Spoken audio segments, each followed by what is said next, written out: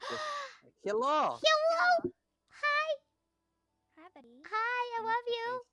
I love you too. Oh, yay. Hi. Hi. So I'll pop in for a second. Yeah.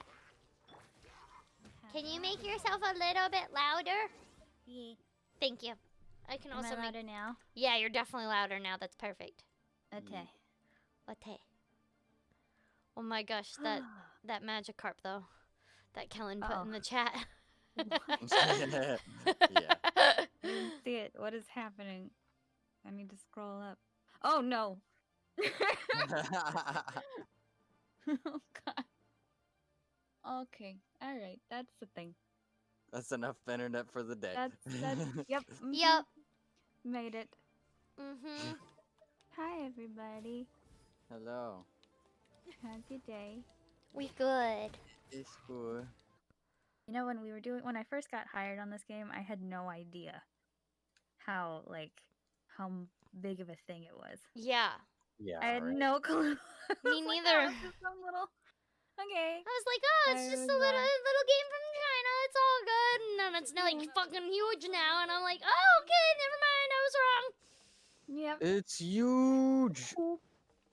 Oopsie. It's funny because you never really know what's going to like really get you blown up or what you're really going to be known for. And I did not think this one was going to be one of them. I honestly did not. No, I thought this was just going to be another thing. Like, okay, I thought I was going to just forget about it after we got done. I also didn't realize how long we were going to be recording for. Nope. Because, forever, like, when they told me, okay, we're done, I was like, oh, okay, that's a weird ending. Did that really end things? I don't know. Maybe I'll figure it out when we play the game. And then I got called back in, and then I was like, why is this pickups? And they're like, no, it's the next part. And I'm like, what do you mean the next part? What do you mean? And they're like, and then they were like, no, you're gonna be recording this for like the next 5 years. Yeah, when he said that, I was like, I beg your pardon. I'm sorry. Excuse. Somebody just asked, hey Laura, when can we get you on here for an interview style stream? We do want you for that. We do. I mean, yeah. I mean, whenever the world allows, we can figure that out. This week is hard. 2021 hit like a freight train. Let me tell you. So we'll figure that out. We'll find some time. I'm always down. Core and Eddie can text me whenever, and we'll figure it out. I'd love to. I mean, I'm just gonna come and hang out whenever if I can, because I love y'all. Heck yeah. Yeah. I see somebody's got a question. If it's okay to ask. Yeah, go for it. Ask. How do you get in? How do I get into character when I'm playing a male voice like Iger Akabane? So like for Iger in particular, for whatever voice for whatever gender, I kind of go by the personality rather than the gender, because gender for me is quite secondary when considering a character. Gender's not that big of a thing. Yeah, and it's that's not why quite. Gender is stupid. Gender is it's very much a spectrum, and I think approaching character that way is really helpful. I mean, I've played female presenting characters that are more masculine, and I've played male presenting characters that are more feminine. But in particular for Iger, he's a rambunctious little snot. I love him. Yes. But he's very, very he's super rough and tumble, very competitive and loud, and he's great. He's a lot of fun to play, especially when I was first just getting started. I used to actually go in and I would take my shoes off and I would play him barefoot. And I would use... What's happening? Are you alright? No, I'm fine. Just something started paying attention to me when it was really fucking far away, and I was like, "Why? I'm so far away. How?" Run. But when I'm working as Iger, I get really, really physical. So I'll like punch and kick the air and move around a lot, and because he's a really physical character. You've seen it, Eddie, haven't you? I can confirm that. Yeah. It's really funny. I look like a lunatic. Man, Thank you all for the follows. A whole lot of Beyblade, but man, I remember y'all hating me for the amount of jokes I made on that show.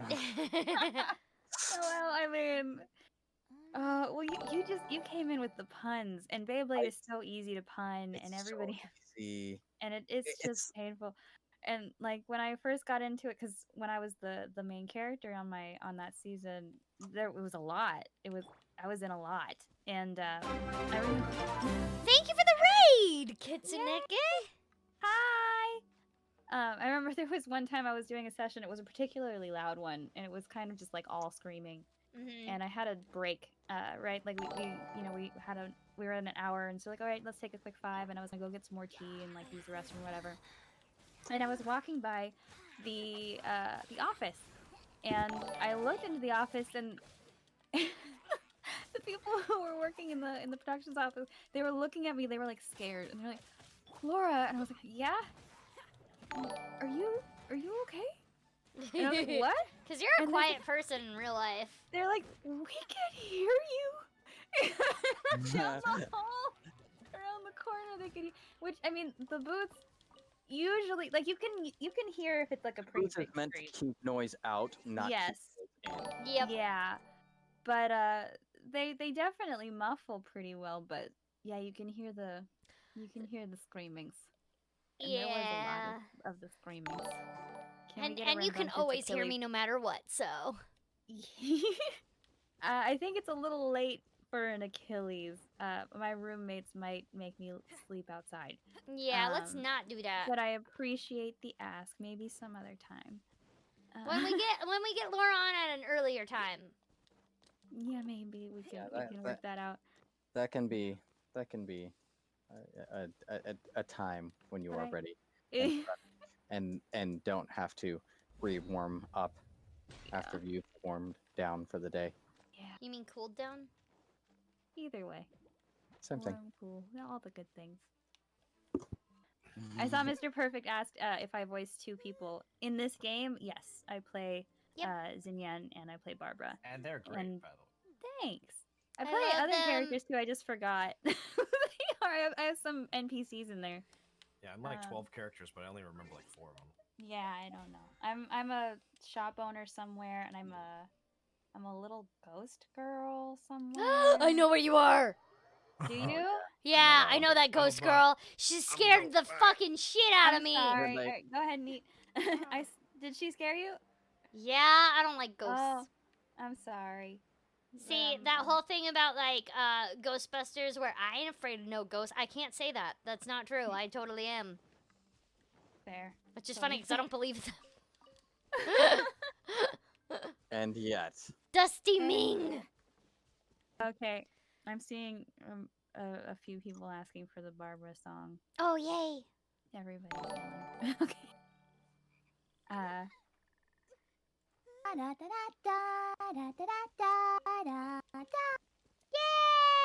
It's so cute. It's so cute. I'm like scared that I'm not gonna do it right because I don't remember. It was so long ago, but I'm glad. I hope you enjoyed. I've done it. Now it's happened. I did it. I did it. I remember that TikTok. I'm not gonna do it, girl. I was just thinking about it. I did it. Friends have no choice but to make professional booths at home to keep up with their job. Yeah, we everybody kind of had to adapt very quickly when the lockdown started. My booth is not a booth at all. Well, because there are options for people. Like, obviously, not everybody can afford a $12,000 booth. But there are options, and I've actually even gone over it. There's moving blankets are great. Foam you can buy. The best at-home solution that you can have is like covering a wall with vinyl masks and then gluing with like liquid nails foam on top of that. And then having just something that can go behind you and cover your head. Like, there you go. Yeah, you can figure that out. Yeah, I have... Laura, yeah, you have a very interesting setup that I like as well. Thank you. Yeah, I have curtains that I've hung on a track in a U shape around my desk that I can, I can push them back so that I don't have to use them all of the time. But when I'm recording, I can wrap them around the desk so that I have a little space. And then I have foam up on the ceiling, and the wall in front of me is covered in a bookshelf, so that's nice and textured, so that the sound doesn't bounce there. And yeah, and that solution was actually not too expensive. I think all told, outside of like recording equipment, that might have ended up being. I'm sure that was like a under $100 solution.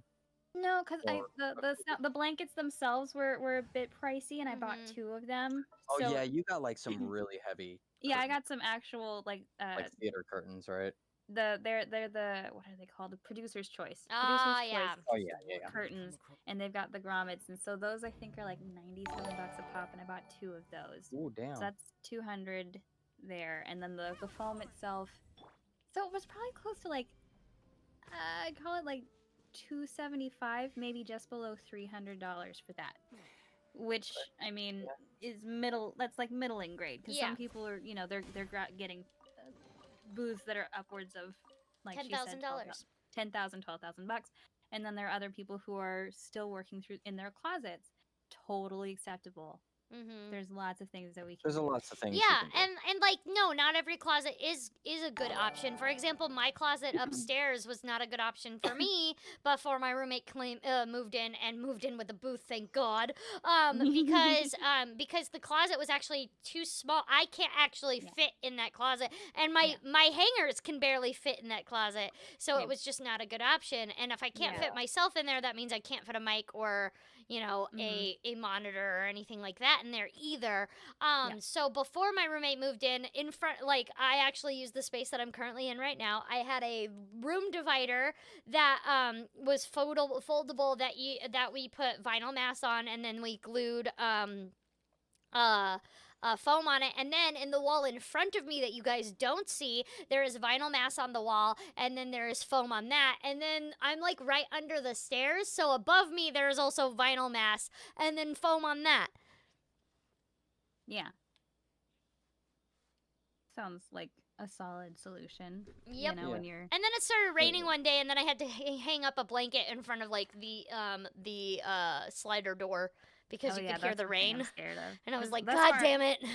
That's why the weather has not hurt my work yet, but I'm like, I don't know what's gonna happen when that happens. Because that's the thing is that like also I mean like I don't know if you guys have ever heard my mom talk about like getting into acting classes and stuff like that, because my mom even said that me as a kid getting into acting classes that she even saw that I did not necessarily have a natural talent for it. I didn't.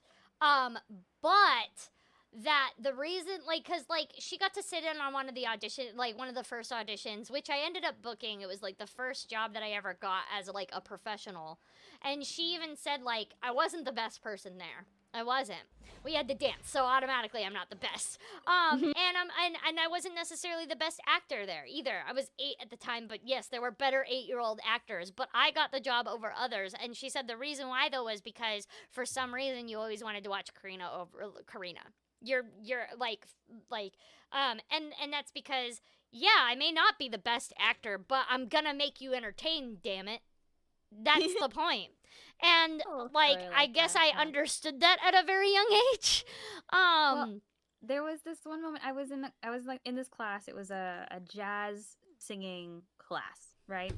And we were each assigned a song, and we were meant to go and listen to this old jazz standard, and it wasn't really a very good class because they wanted us to just mimic what was played on that track, right? I was like, that's not great. No, but that's what they asked us to do, right? And so everybody else came in, and they had far more musical skill than I had. I'd never had any sort of lessons. I had no technical training at that point, as far as singing had gone or whatever. I just really enjoyed it. I just really liked singing, and I wanted to try.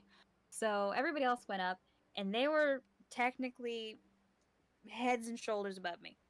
They were better at this than I am. I am not the best singer. Like, I sing. I like singing. Don't yell at me. And I will do it. We're still doing it. It's fine. But I am, I am not the singer. That's not where my confidence really lies. But I went up and I, did my assignment, and I sang my song, and we did the thing. It was whatever. And, I mean, this moment was weird for me. It was supposed to be a compliment, but it felt like it was one of those. It was a compliment that hurted. You know what I mean? Yeah. And the teacher was saying, he's like, so everybody, like all of you who went up before, everything that you did was technically correct, right? You sang the songs. You were all skilled. You did well. Laura came up here and he said what I said, which was, she is technically behind all of you. you know, as a singer. She's not as good at this as any of you, but she was the most interesting because I could tell that she enjoyed it and that she was really performing the song. Yeah. And I was like, thanks, I guess. But honestly, because guess. that's the same thing as like because I've been in several acting classes where I've like literally been like, why is this person not booking? And then I realized like later, and because my teacher actually pointed it out, and it's the same thing. It's that you don't just have to be a good actor, you have to be interesting. That means taking risks and going for it. Just being a good actor, okay, great. A lot of people can do that. Well, there's also this trap that you can fall into in acting classes, Or where trying you too hard to take risks. an acting class actor, where you begin to feel safe and comfortable in class, because class is definitely a safe place where you can experiment, you can try, you can fail, you can fall down, you can try again and find what works. And you know, nothing good or nothing bad will happen. You get to learn and grow there, and it's such a comfortable, yummy feeling. And you can be great. You get into like scene study and stuff, and you can be amazing. It can be layered and subtextful and really in the moment, all the way through, and you're doing fantastic. And then you get into an audition setting, or you get into a performance setting, and you lose all of that freedom that you feel that you have in acting in a class because you're scared, because there are stakes. Now there's stakes, yeah. And so you become an acting class actor, where it all makes sense. And it all lines up. Like, you should. That's be booking honestly with what I skills that find you've got. with all the people that I question why are they not booking. It's because the minute they get into an audition, they fall apart. Yeah, and it's a trap that we can fall into, and what we really need to do is start. And what you want to do is branch that out outside of just acting. You want to start taking risks in just life, not like, you know, running across the street like don't make stupid risks. But like, start being a little bit bolder. Start, you know, starting the conversations with strangers, or giving somebody a compliment on the street or whatever. Like, I know that's difficult with COVID right now, obviously, but finding ways where you can start building your own confidence as an actor, or outside of being an actor, just being a person and gaining human experience will serve you. Rose Cosmos, it depends. I would suggest comic dubs only if they are completely original. Because if you're voice acting for a comic dub that's like, let's say you pick a Marvel thing, Marvel might not like that. Because then you're infringing upon copyright issues at that point, because you're using images from a company without their permission. So creating your own content, yes, absolutely do that. But when and there's a reason why fan dubs and stuff, if you do a fan dub, just don't post it online. Do it strictly for practice at home. Never post it. Or, you know. Yeah. If it's a thing for you and your friends that never goes anywhere, if you just really love this thing, or like it's a present for one friend in particular, like, this guy really loves this thing and we want to perform this for him, we want to send it to him so he can just have it, great, that's totally fine. But you want to be careful of properties that belong to people with deep pockets, and that goes for like fan dubs and stuff too. Sometimes that can go a little sideways. There's a lot of hurt that can be had through that, as opposed to, you know, fun. Yeah. But if you're I mean, there are moments that you can be covered by parody, and then you can always create your own IP or original content or whatever it is that you want to do. That is totally awesome. My roommates right now are in the middle of creating their own stuff, and their stuff is really good. They're doing this on their own time, and it's a podcast. I think it's called Tales from Your Mom's Basement, and they're doing an anthology series, and they're casting it, they're working together, they're making this happen. I would totally participate, but I'm buried. You're busy. I'm so busy. But they are kicking ass. They're doing a great job, and they're editing it together, and they're having a really good time just being creative. And I would encourage everybody to do that, however they would like to, whether they want to be an actor or if they want to get into any sort of arts sort of thing. Do that. There's never been a time where there's been more access to more tools to create things on your own than there is right now. So yeah, anything that is a fan dub or anything like that, I just say don't even touch it. Don't touch it. That's the safest way, because even like if you don't know, then it's probably better to err on the side of caution. Exactly. And that's the thing, is that you could even say, yeah, but we're doing our own version of this Marvel character. You are still borrowing a Marvel character that you didn't create. And Marvel doesn't have to like it. Now, if you can find stuff that exists in like public domain, like if you're gonna do some Shakespeare or stuff, there is animation that is under the public domain. I mean, it'll be a bear to try to manipulate, but you totally could. Yep. Yeah. But you want to search for something that was in public domain, and then that's fair game. Do what you like. Right, but even Cosmos, I wouldn't even do that, because are you getting permission? Oh, you always ask permission, then you're fine.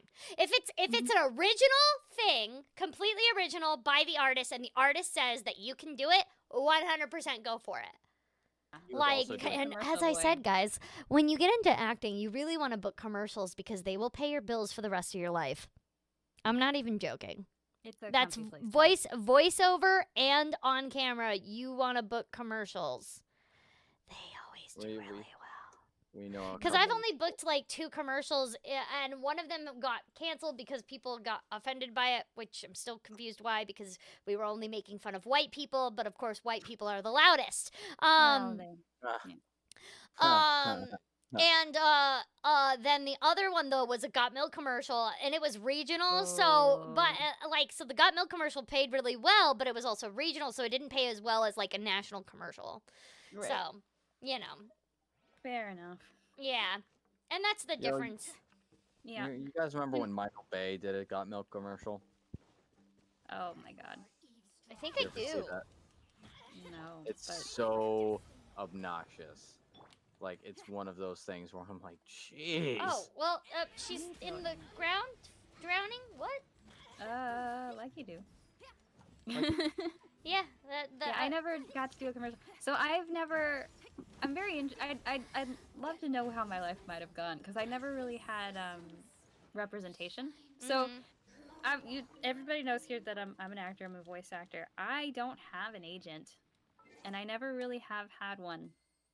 So all the work that I've ever gotten, I've gotten on my own, or luckily through people suggesting me very kindly, or by reputation, people have found me. But I've never had an agent to get me into those auditions that are kind of harder to get to if you don't have someone who's connected like that. So I don't know what it's like to have commercials and things. I have spent a long time not having a lot of money, But I'm very fortunate for what I've got going on. Even working actors are struggling a lot of the time. Oh yeah, absolutely.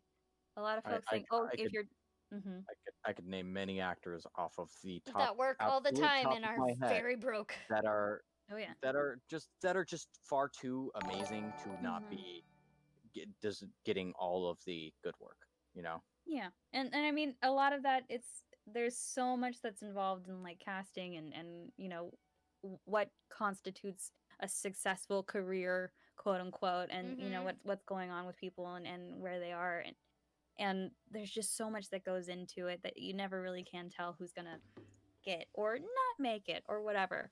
We're all on this really weird journey. Yep. All at the same time. Well, we're all working on. There's so much also that goes into budgeting for stuff that a lot of us aren't even like fully comprehending, because there are studios that are obviously trying. We want there is a quote unquote standard, especially for like non-union stuff. Union stuff is a little bit more protected, right? Yeah. So they've got their standards of payment that are set kind of in stone in their contracts, and you can always negotiate above that if you've got a solid agent and all that other good stuff, if you need to, if you want to, all that good stuff. But for non-union, it's kind of up to the actors to try to stick to our guns, to try to make sure that everybody's paid fairly and all of that. But then at the same time, we're all working together. But then at the same time, we've also got other studios who would love to pay correctly, but then they're also undercut by other studios who have no problem cutting corners or who have their budget allocated differently so they can afford to produce like a series or something, or a game or something, for far less for the client than they would if going to some other studio that is more likely to pay better. Right? So then those studios have to compete with those lower prices, which makes it so that they can't make a profit and continue to pay correctly, or they would have to cut corners and shorten time or whatever it is. It just makes Which is the funny balancing act because so much usually harder. what happens, that's when you get, like, if you ever wonder why a performance is done poorly, it's usually because the studio tried to cut corners. And it's not and we don't have necessarily as much because time. yeah, they don't. Yeah, and it's not because they don't want to necessarily. Like It's- sometimes yeah, they sometimes they can truly- get ahead of themselves. Yeah. Sometimes they really want to, and they're completely aware of the logistics and the hobbling that they've got because of time frame, or because of the materials they received, or because of one thing or another. And you'll receive a product, or you'll see a game like, wow, it's like they hired somebody who doesn't know how to read. Well, that's not necessarily the case. There's so much that goes into production that just kind of blows your mind. And once you're behind it, you really understand it at that point. And there's a lot that goes behind production. And that's another thing that like people really don't understand is that like there's a reason. Another reason why I'm very much like you need to be taking classes is because these studios expect you to do. If it's a video game, at least 80 loops an hour or faster. If it's a dub, it's 30 loops an hour or faster. They expect that of you on a professional level, even if you are a beginner. And so that means you need to take the classes so you can get up to that point. And then on top of that, you usually, I mean, there's a little bit different and funny now because of at-home recording, but you usually don't have that script until you are recording right there. It shows up to right find there. a loop is a line. So so for example, like and of course this varies. That 80 loops an hour is an average. So for example, if you have a lot of monologues, then of course they're not going to expect you to do 80 loops an hour at that point, because all of your loops are monologues.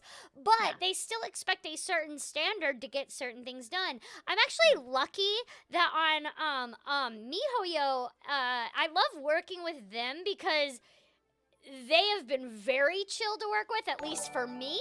When I'm in the booth, like, we take our time, we make sure we understand things. They totally have been on board of, we don't need 80 loops an hour, we'd rather get this done right. And that's a luxury. Not a lot of clients are like that. Other clients are like, why isn't this done yet? It's been 2 weeks. How is this whole video game not recorded for yet? Yeah. And because they don't understand. Yes, loops would be a single like a single line of dialogue. A line of dialogue. Yeah. So that means that 80 loops an hour also includes your fuck ups. Right. So you have to get 80 lines done, including any mess up that you have, and that's an average. And that's generally what they expect. So the difference, so like a loop, like she said, a loop is one line of dialogue, and that can be 3 full sentences, like a full paragraph, or it can be a breath. Yep, it could be never really know. And yeah, that's totally an acceptable loop right there. That could be a loop. So that is a line of dialogue, or it's welcome to my home country. I'm so glad that you're here, and now we can take on the da da da da da da da da da da da. Right? Yep. That can be a loop. That could be. That's one loop. That's one loop. And before they tell you, they don't go through and see, okay, so this person has a whole bunch of stuff that they say in each loop. They should do that, but they don't. They just count the lines. They do at Funimation. Okay. At Funimation they do. I know that's that nice. because they have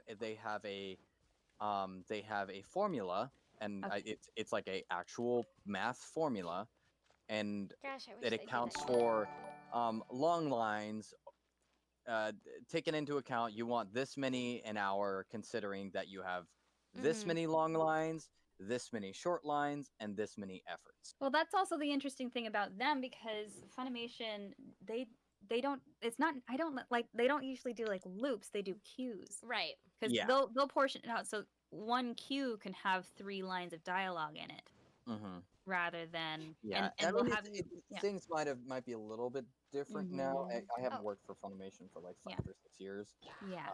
So things might be different. It's now, a but little it was very similar. interesting now. Yeah, it's But it's there interesting. have like even Chris Faya, who's the director on this, has talked about how he wants studios to kind of like actually do the formula that Funimation has done in the past, where it actually like shows a difference between these are just efforts, so they can be done in 2 seconds, versus these are really long monologues. They're gonna take longer. Right.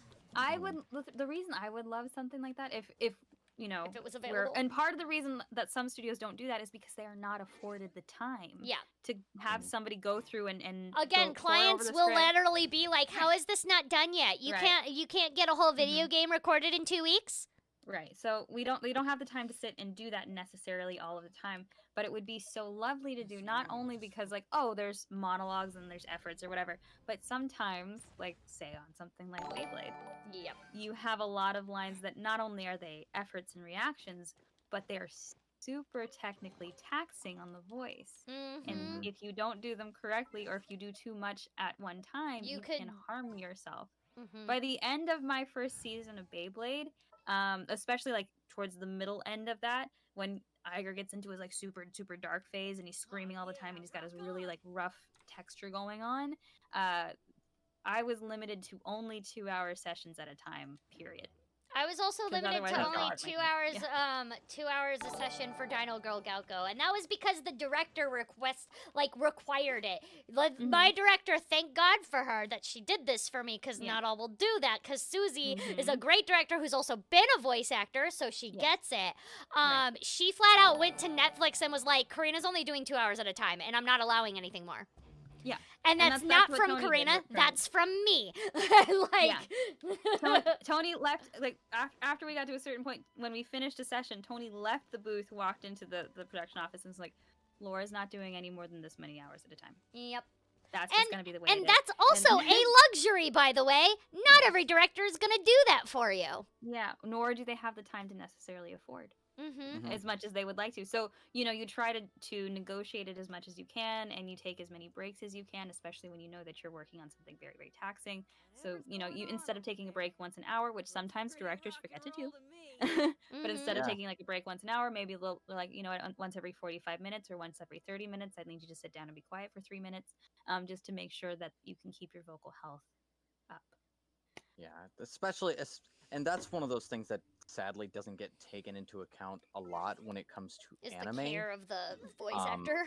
Because like anime tends to be very, very stressful. Oh yeah. If you're a lead or a a character who talks a lot.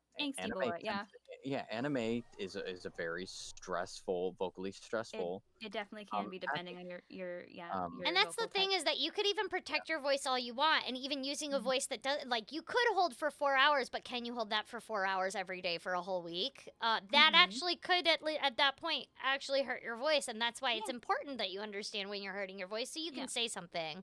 And I have said stuff to directors before when I've been like, can we, like also another thing that I loved about working with Dino Girl Galco and Susie was when we did the Galco stuff, we saved it all for the end. Right. Also great. Now, I'm not sure you could do that on Beyblade, because everything in Beyblade is screamy, but... Akashi was just actually asking, like, did it really hurt your voice when you got to the Dark Mood Iger? And no, like, luckily... You're really good at managing placement in your voice. Thank you. I don't think... I think someone who had not as much skill like in vocal placement training in their voice would have really hurt themselves. It could, you are very much trained in that, and you are very good at that. Yes. You got to do as much as you did without hurting yourself. I appreciate that. Yeah, we did pretty well, and Tony was really great about being like, watch your placement. You're kind of getting into your throat there, and he would remind me, and I would remember my placement where that needs to be. And you know, we would take breaks when we needed to. And there were times when, like, we would get to some of these, like, roars and stuff, and if we were starting in the beginning of the week, and we knew I was coming back in to finish this group of episodes, there'd be like, you know what? Let's just highlight this line. We'll come back. We'll come back. It's only Tuesday. We need to make it to Friday. Yeah. And we'll come back and get it. I know they had I had conversations with baby boy Zach Aguilar. Oh yes. Because when he was doing Demon Slayer was very vocally stressful for him. Mm-hmm. I had a couple of those on like Gundam as well. In fact, there were a couple of like really solid like screamy moments, and they're like, we should save this. Mm-hmm. Unfortunately I didn't get that luxury as much on JoJo. Oh yeah. And I mean, while Hayato wasn't very screamy, there were moments. There were definitely moments that he was very screamy. Oh god. He was also very He was so emotionally tense. stressful. I was always exhausted after Hayato. He was so anxious at all times, and there were some really rough scenes to do. And then there was like the 13-second scream-a-thon. That was amazing. Nice. And that was a lot of fun. But yeah, I didn't get to have that luxury of like, we should save this for later so much there, but we made it through. Mm-hmm. Which Gundam are you? I play Parviz in Gundam Build Divers Re-Rise, and I play Bianca Carlisle in Gundam Thunderbolt Bandit Flower. So those two. Yes.